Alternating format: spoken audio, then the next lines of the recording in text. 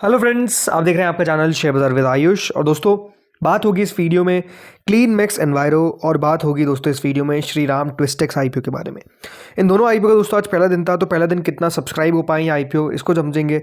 Subscription किस प्रकार का निकल कर आया, एचएनआई, क्यूआईबी, रिटेल सबकी तरफ से ये जानेंगे। कुछ कंपनी के बारे में भी समझेंगे, तो आप लोग देखिएगा वीडियो को पूरा ज़रूर। लेकिन उससे पहले अभी तक अगर आपने दोस्तों चैनल को सब्सक्राइब नहीं किया, पहली बार विजिट किया, तो ज़रूर चैनल को सब्सक्राइब आप लोग कर लीजिएगा। तो दोस्तों शुरुआत क्लीन मैक्स से करते हैं। क्लीन मैक्स आईपीओ का पहला दिन अब समाप्त हो चुका है, इस बात का ध्यान रखिएगा। 2 दिन और बचे हुए हैं, जो है 24 एंड 25 ऑफ फेब, जब आप इस आईपीओ में अप्लाई कर सकते हैं। ₹1 की फेस वैल्यू है, 1053 का प्राइस बैंड है, 14 शेयर्स का लॉट साइज है। कुल मिलाकर दोस्तों फ्रेश इशू प्लस ओएफएस है, 3100 करोड़ का इशू है, जिसमें 1200 करोड़ का रखा गया है फ्रेश इशू, तो बाकी का ऑफर फॉर सेल है 1900 करोड़ का। इस आईपीओ में दोस्तों रिटेल में एक लॉट लगाने के लिए आपको 14 शेयर्स मिल रहे हैं, जिसमें आपको 14,742 रुपीज़, याद रखिएगा, एक लॉट के लिए पे करने पड़ेंगे। आप चाहे तो रिटेल में 13 लॉट्स तक अप्लाई कर सकते हैं, मैक्सिमम 13 लॉट्स तक अप्लाई कर सकते हैं, जिसके लिए 1,91,646 रुपीज़ आपको पे करने पड़ेंगे। फिर दोस्तों स्मॉल चेन्नई कैटेगरी आती है, जहाँ पर मिनिमम 14 लॉट्स के लिए आपको अप्लाई करना पड़ेगा, 2,06,000 रुपये यहाँ पे आपको लगाने पड़ेंगे। तो स्मॉल चेन्नई मैक्सिमम में 67 लॉट्स तक आप अप्लाई कर सकते हैं। फिर दोस्तों बिग चेन्नई कैटेगरी आती है, जहाँ पर मिनिमम 68 लॉट्स के लिए आपको अप्लाई करना पड़ेगा, जहाँ पे 10,02,456 रुपीज़ आपको लगाने पड़ेंगे। मैक्सिमम कोई लिमिट नहीं होती है बिग चेन्नई में, मिनिमम जो लिमिट होती है वो है 68 लॉट्स की, ठीक है। अब समझते हो तो हर एक कैटेगरी को कितना कितना शेयर ऑफर किया गया है। तो ये बात ध्यान रखिएगा, क्यूआईबीज को दोस्तों इस आईपीओ में 49.47% ऑफ द इशू ऑफर किया गया है, जिसमें कंपनी ने ऑलरेडी एंकर इन्वेस्टर से दोस्तों 29.47% ऑफ द इशू, जो है 29.71% माफ करेगा, जो इशू है वो ऑलरेडी रेस कर लिया है। बचा हुआ जो हिस्सा है दोस्तों वो क्यूआईबीज के पास जाता है, जो एक्स एंकर, मतलब जिसमें एंकर्स पार्टिसिपेट अब नहीं करेंगे। देन दोस्तों अगली कैटेगरी आती है जो है एचएनआई की। एचएनआई कैटेगरी को दिया गया है दोस्तों लगभग 15% इशू का, एग्जैक्ट है 14.84%, जिसमें बिग एचएनआई कैटेगरी है जिनकी बिड अबाउट 10 लाख की होगी, उनको 9.89% और स्मॉल एचएनआई को 4.95%, याद रखिएगा, इशू दिया गया है। फिर रिटेल कैटेगरी दोस्तों आती है। रिटेल को इस आईपीओ में दोस्तों दिया गया लगभग 34.63%। रिटेल में टोटल अलॉटमेंट मिलेंगे 7,28,122 लोगों को, ये बात ध्यान रखिएगा। बिग एचएनआई में 14,859, तो स्मॉल एचएनआई में 7,429। एम्प्लॉय कैटेगरी को भी दोस्तों इस आईपीओ में शेयर दिया गया 1% के आसपास का, और इस तरीके से याद रखिएगा 100% जो डिवीजन है वो कंपनी ने किया है बिटवीन ऑल द इन्वेस्टर्स। अब चलिए बात करते हैं सब्सक्रिप्शन पे। तो दोस्तों पहले दिन के अंदर बहुत इंटरेस्टिंग चीज़ हुई कि क्यूआईबी कैटेगरी इस आईपीओ के अंदर पूरा सब्सक्राइब होती हुई दिख गई विद इन फर्स्ट डे। ऐसा होता नहीं कि दोस्तों पहले दिन क्यूआईबी पैसा लगा देता है और पूरा सब्सक्राइब कर देता है, बट यहाँ पे ऐसे ही हुआ है। और पैसा जो है वो आप देखिए, कुल मिलाकर पहले दिन के अंदर क्यूआईबीज के द्वारा 667 करोड़ रुपीज़ लगाए गए। अब आप सोचेंगे किसने लगाया भाई, कौन वो क्यूआईबी थे जिसने अप्लाई किए। तो देखिए पहले दिन के अंदर जो 63 लाख शेयर्स है, इंटरेस्टिंग बात ये है कि आपको ऑलमोस्ट सबकी तरफ से पैसा आता हुआ दिखा है। एफआईएस ने लगभग 43 लाख शेयर्स अप्लाई करें 63 लाख में से। डीआईएस ने 5,69,000 शेयर्स के लिए अप्लाई किया है। म्यूचुअल फंड्स का पैसा नहीं आया, लेकिन अदर्स कैटेगरी की तरफ से 14,24,500 शेयर्स अप्लाई किए गए। यानी ओवरऑल दोस्तों आज एफआई का भी पैसा आ गया, डीआई का भी पैसा आ गया, और अदर्स कैटेगरी का भी आ गया। सिर्फ म्यूचुअल फंड्स थे जिनके द्वारा अप्लाई नहीं किया गया। अब हो सकता है कि देखिए पहले दिन अप्लाई जिस तरीके से किया गया हो, सेकंड डे आपको बहुत ज़्यादा पैसा आता हुआ दिखे ना। आखिरी दिन याद रखिए, इस आईपीओ में दिलचस्प रहेगा कि आखिरी दिन क्यूआईबीज क्या करने वाले हैं। वही दोस्तों डिटरमाइन करेगा कि क्यूआईबी की तरफ से इस आईपीओ को अच्छा सब्सक्रिप्शन मिल रहा है या फिर खराब। एक गुना हो गया तो आप सोचेंगे कि हम अच्छा सब्सक्रिप्शन तो शुरुआत पहले दिन से हो गई है। जैसा मैंने कहा, पहला दूसरा दिन दोस्तों ज़्यादा सब्सक्राइब नहीं होता है, कर दिया आज, वो अपने आप में बड़ी बात है। जैसे मैंने कहा, ये चौंकाने वाली बात है। सेकंड डे हो सकता है कि दोस्तों कल आपको बहुत ज़्यादा पैसा आता हुआ दिखे ना क्यूआईबी की तरफ से, लेकिन आखिरी दिन क्यूआईबीज लगाएंगे, कितना लगाएंगे वो अपने आप में देखने वाली बात रहेगी। एचएनआई कैटेगरी पहले दिन के अंदर दोस्तों एचएनआई की तरफ से भी कह सकते हैं पैसा तो आया है, 21% सब्सक्राइब हुआ है। यहाँ पर भी इंटरेस्टिंग बात है, बिग एचएनआई आप देखिए 31% बिग एचएनआई की तरफ से हमको पैसा आता हुआ दिखा है, और स्मॉल एचएनआई देखिए सिर्फ 1% सब्सक्राइब किया गया है। यानी आज के दिन बात क्या हुई है कि ऐसा लग रहा है कि दोस्तों आईपीओ को सब्सक्राइब करने की कोशिश की जा रही है।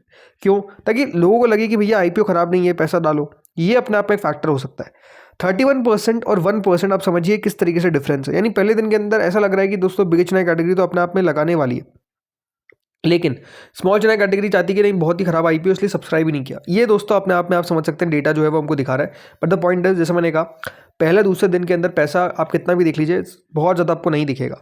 टोटल एचएनआई की तरफ से पहले दिन 97 करोड़ रुपीज़ लगाए गए, जिसमें 95 करोड़ रुपीज़ याद रखिएगा बिग एचएनआई की तरफ से थे, और स्मॉल एचएनआई ने सिर्फ 2 करोड़ रुपये लगाए इस आईपीओ में। रिटेल पे आते हैं। रिटेल पोर्शन दोस्तों लगभग 2% सब्सक्राइब हुआ, यानी रिटेल का पार्टिसिपेशन भी बहुत लो था। कुल मिलाकर रिटेल की तरफ से इस आईपीओ को 24 करोड़ रुपए लगाए गए हैं। एम्प्लॉयड ने इस आईपीओ में 3% सब्सक्राइब यानी कंपनी के एम्प्लॉयज़ की तरफ से भी आपको पैसा आता हुआ दिखा नहीं है। तो टोटल 36% यानी पहले दिन के अंदर कंपनी को 791 करोड़ रुपीज़ मिल गए, which is not bad because IPO को लेकर जिस तरीके का माहौल था, इतना भी सब्सक्राइब होना पहले दिन में उम्मीद नहीं थी, बट थैंक्स टू QIBs की उनकी तरफ से पैसा आ गया। अब सवाल उठता है कि कंपनी में क्या करना चाहिए। देखिए, पहली बात तो ध्यान में रखिए कि ये कंपनी है क्या। इस कंपनी का दोस्तों कारोबार है कमर्शियल और इंडस्ट्रियल गैसेस का। Company renewable energy solution offer करती है। ये ऑफर करती है डीकार्बनाइजेशन सॉल्यूशन, जिसमें रिन्यूएबल पावर, और ऑफर करती है energy services and carbon credit solutions का। मैंने गैसेस बोल दिया, माफ़ करिएगा, वो गलती थी। इसके अलावा दोस्तों कंपनी का 2 बिजनेस सेगमेंट है, एक तो renewable energy power sales, right, और एक है रिन्यूएबल एनर्जी सर्विसेज सेगमेंट का, जिसमें EPC O&M सर्विसेज आ जाती है, और दूसरा है जिसमें company overall long term PPAs जो होते हैं, सेल ऑफ पावर, वो सब करती है। वो मेजर कंट्रीब्यूटर है, 74% ऑफ द रेवेन्यू। बाकी ये जो EPC और O&M सर्विस आते हैं उससे 25-26% कंपनी का रेवेन्यू जनरेट होता है। 2.8 गीगावाट ऑफ ऑपरेशनल ओन्ड और मैनेज कैपेसिटी है, और 3.17 gigawatt of contracted capacity company का सबको देखने को मिल जाती है। ठीक है, 2 सेगमेंट के कंपनी के पास क्लाइंट्स है आपको, जिसमें डेटा सेंटर, AI और टेक्नोलॉजी इंडस्ट्रीज है, जिसमें टेक्नोलॉजी आ जाता है, और दूसरा कन्वेंशनल CNI कस्टमर्स है।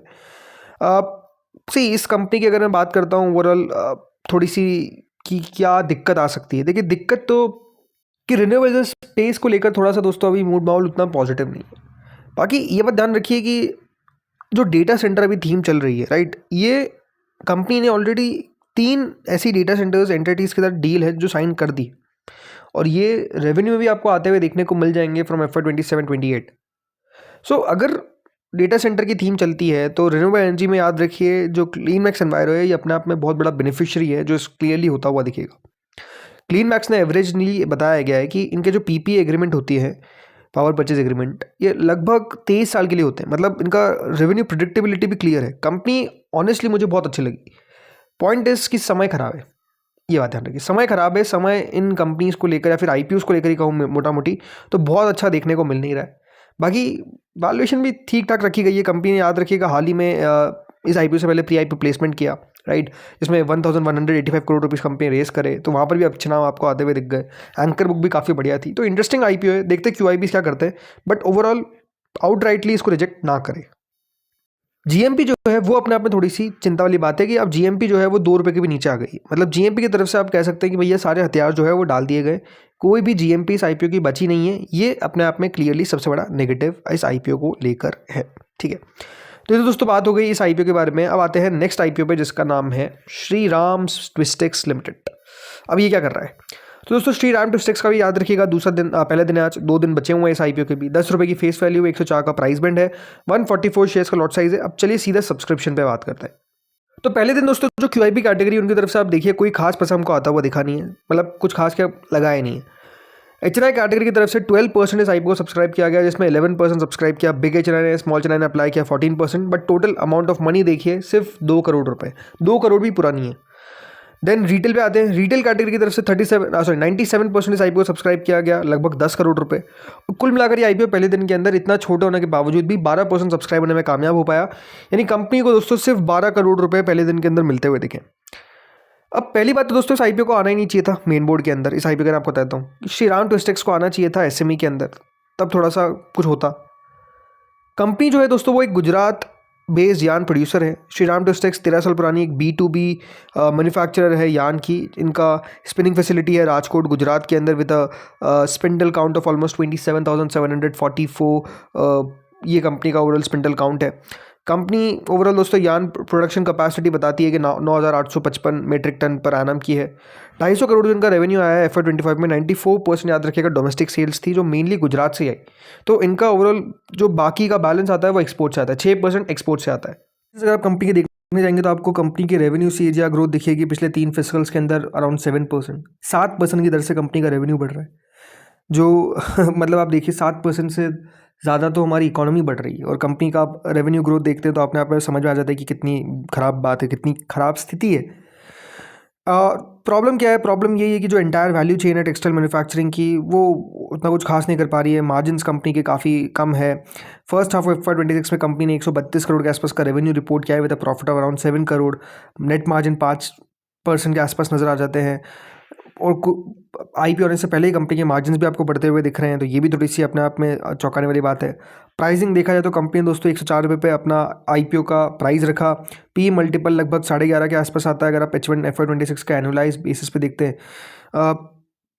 कैश रिच कंपनीज जैसे अंबिका कॉटन जो है वो दोस्तों का 700 करोड़ का टॉप लाइन है, 8-9% के आसपास का मार्जिन है, 12-13 के मल्टीपल्स पे वो मिल जाता है। तो ऐसी कंपनी को क्यों लूँ मैं जहाँ पर 12 के मल्टीपल पे मिल रही है कंपनी और बिजनेस भी उतना तेज़ी से ग्रो नहीं कर पा रहा है, दिक्कतें भी हैं। तो I think it's a clear cut avoid for me. जी हाँ, मैं इस IPO में अप्लाई नहीं करूँगा। पहले आपको दिन बता देता हूँ, GMP है तब भी उसमें कोई बहुत वो नहीं है कि देखिए GMP पे मैं ज़्यादा चर्चा करूँ। 4-5% की GMP है, IPO बंद होने के बाद हो सकता है बचे ना, हो सकता है कि और बढ़ जाए। इन IPOs में IPO की लिस्टिंग पे अनुमान लगा पाना ही अपने आप में बहुत मुश्किल है, राइट। तो मैं अनुमान लगाने भी नहीं वाला कि देखिए कहाँ पे लिस्ट होने वाला है। मेरे हिसाब से कंपनी के अंदर मुझे कोई खास दमखम नहीं लगा और बहुत अच्छा करेगा ये IPO, इसकी भी मुझे उम्मीद नहीं है। तो दोस्तों इस वीडियो में तो इतना ही था। होपफुली आपको वीडियो बढ़िया लगा होगा। अगर अच्छा लगा तो लाइक करना, चैनल से पहली बार जुड़े सब्सक्राइब करना। Thank you friends for watching this video.